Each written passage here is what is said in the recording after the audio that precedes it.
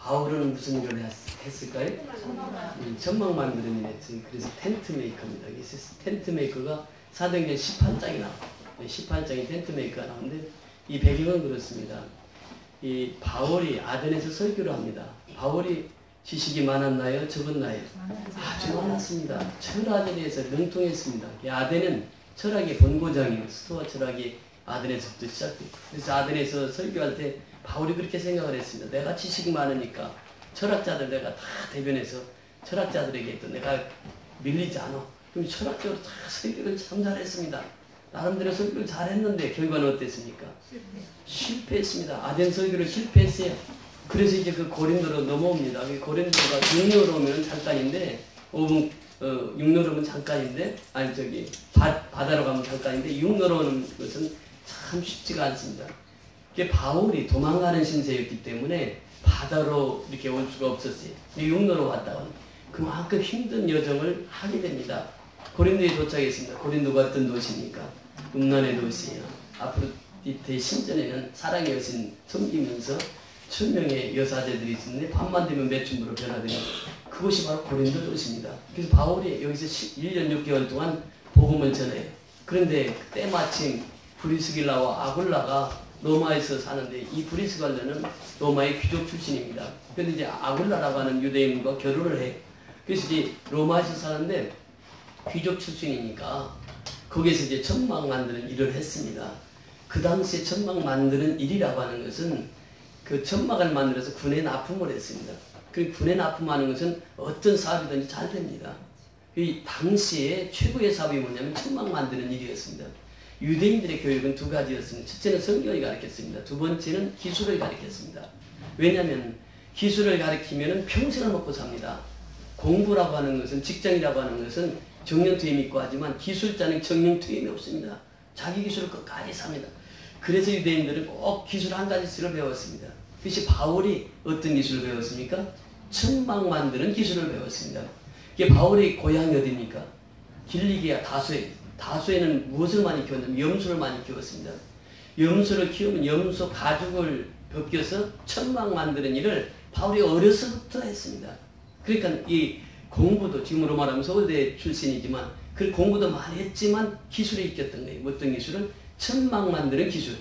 그래서 이 브리스길라와 아굴라가 로마에서 사는데 로마의 황제가 명령을 했습니다. 유대인들 다 쫓아보내라. 예수 부정 나오거든요. 유대인들 다 쫓아보내라. 그래서 그 당시에 2만 명이 로마에 살고 있었는데 유대인들이 다 추방을 당합니다. 그때 이 브리스길라, 이 브리스가라고도 표현하는데 브리스가는 애칭으로 사용되고 있습니다.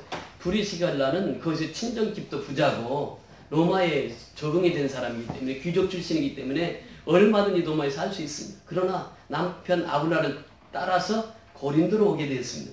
근데 고린도에서 와서 보니까 누가 있어요? 바울을 만나게 됩니다. 바울을 만나게 돼서 바울과 브리스길라와 아굴라가 만나서 얘기를 하다 보니까 로마서 16장 3절 4절입니다. 주부의 중간 정도 나오죠? 바울과 브리스길라와 아굴라 시작. 너희가 그리스도 예수 안에서 나의 동역자들인 브리스기아와 아굴라에게 문안하라. 저희는 내 목숨을 위하여 자기의 목이라도 내어놓았나니 나뿐 아니라 이방인의 모든 교회도 저에게 감사하니라. 지금 브리스길라와 아굴라는 바울과의 관계가 그렇습니다. 바울은 험지로 많이 나서 복음을 전했습니다. 바울은 목숨을 내놓고 복음을 전했습니다. 이 고린도도 역시 마찬가지지만 바울이 가는 곳마다 다 험지였습니다. 그런데 브리스길라와 아굴라가 바울을 따라갑니다. 어떻게? 자기의 목을 내놓고 따라가는 거예요. 바울이 죽으면 나도 거기 가서 죽겠다라고 하는 것이. 바울이 생각하기를 이 브리스길라와 아굴라는 자기 목이라도 내놓겠다는 거예요. 바울의 사역을 위해서다. 그러니까 이것이 협동이 되고 이것이 합력이 되고 그건 333 공법이라고 이번에 이제 필리핀에 가서 만든 공법인데 그 실제로 그 건축이 지어지고 있습니다. 이 공법은 뭐냐면 최단시 2일 내에 그 공법으로 건축을 할 수 있는 공법입니다. 한 달 만에 집이 지어집니다. 한 달 만에 학교가 지어집니다. 건축이 됩니다. 한 달 만에 교회가 지어집니다. 그 공법을 이번에 세계 최초로 개발을 했어요. 이 세 가지 공법을 그 설명을 했습니다. 부사장에게.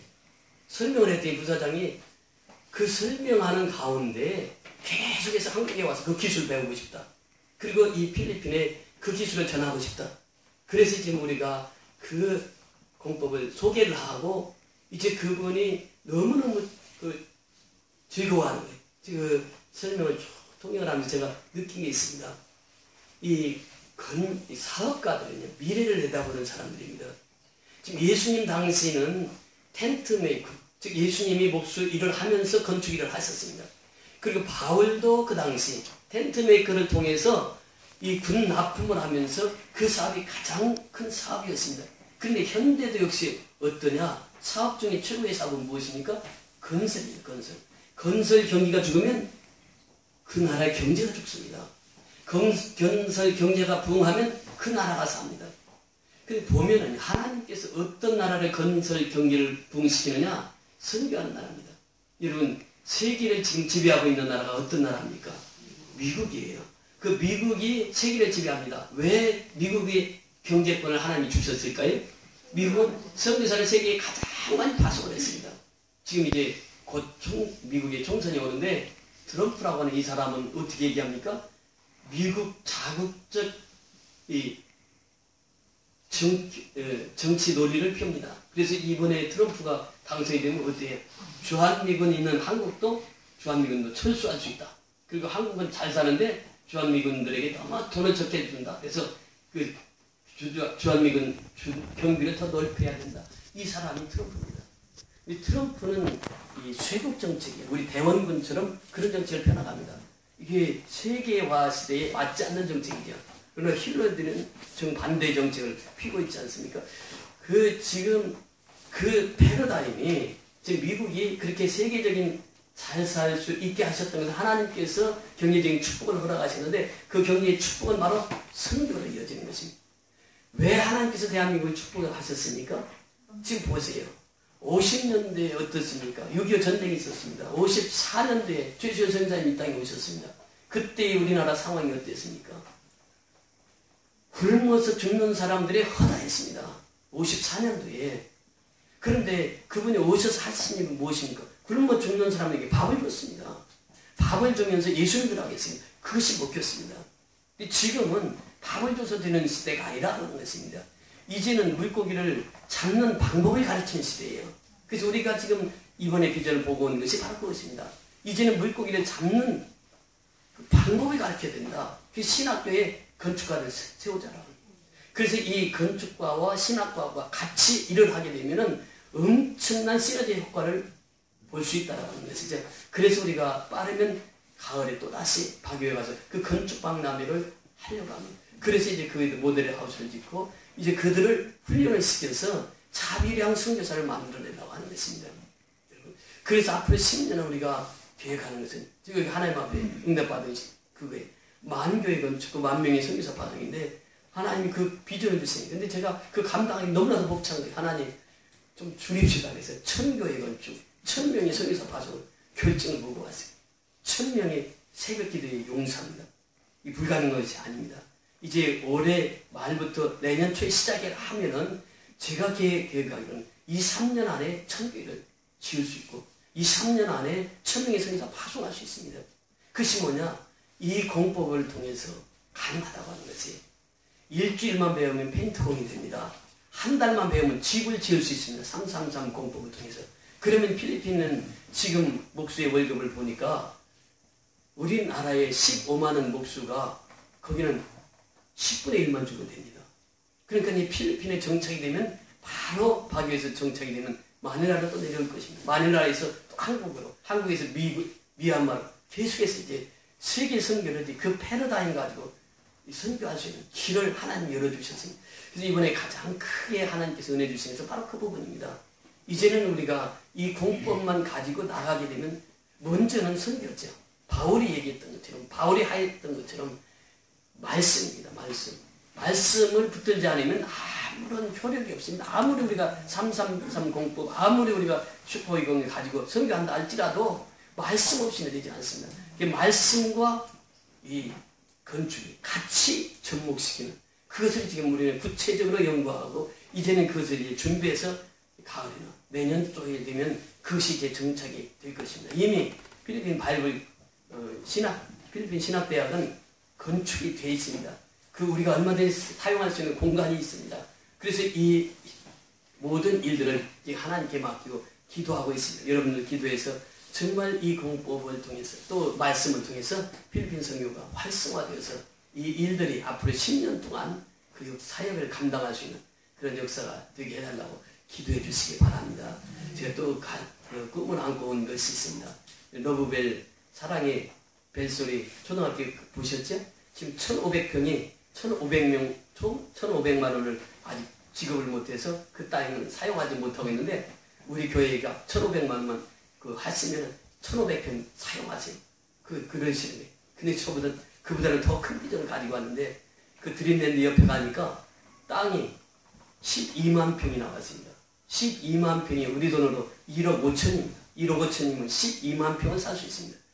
저는 그 꿈을 가지고 있어요. 우리가 2, 3년이면 충분히 그 땅 살 수 있다.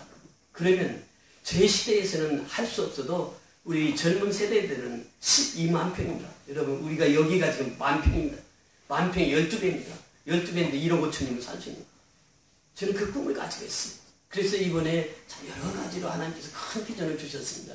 그래서 이번에 김정인 장로와 제가 갔던 것은 바로 브리스길라와 아굴라가 그 바울을 만나서 그 평생 동안 바울과 함께 사역을 하면서 엄청난 세계 선교를 감당했던 것처럼 우리 동서화목에 여러분들의 삶을 통해서 이제 하나님께서 그런 상을 주셨고 또 우리가 이제 앞으로 10년을 그런 목표를 가지고 살라고 하나님께서 이번에 선교여행을 통해서 우리에게 보여주신 비전입니다. 이것이 지금 100주년에서 받은 상입니다. 감사장입니다. 사실 이게 100주년에서 이렇게 감사장 받기는 쉬운 일이 아닙니다. 저희가 30개의 건축과 또 10명의 필리핀 신학대학에 선교한다는 그 소식을 듣고 100주년 행사하는 담당 대회장과 부대회장이 이 상을 주셨습니다. 이것은 제가 받은 거지만 우리 동서화목교회가 받은 것입니다. 여러분들이 선교에서 받은 것입니다. 저는 이것이 얼마나 자랑스러운지 몰라요. 저는 가보로 이것을 남기고 우리 교회에 이것을 남기고자 합니다. 이게 여러분들이 선교에서 받은 상입니다. 이제는 우리가 2018년부터 이제 10년을 우리 계획하고 텐트메이커로서 이 사역을 감당해 나갈 때 하나님께서 우리 동서화목교회에서 놀라운 역사를 지속해서 이루어가실 줄 믿습니다. 여러분들의 수고와 땀과 눈물에 필리핀의 아름다운 열매를 맺는 모습을 보고 돌아왔습니다. 지속해서 기도해서 정말 우리 동서화목교회 중에서 세계 선교를 감당하는 귀한 일에 쓰임받은 저와 여러분이 다 될 수 있기를 주의 이름으로 축원을 드립니다.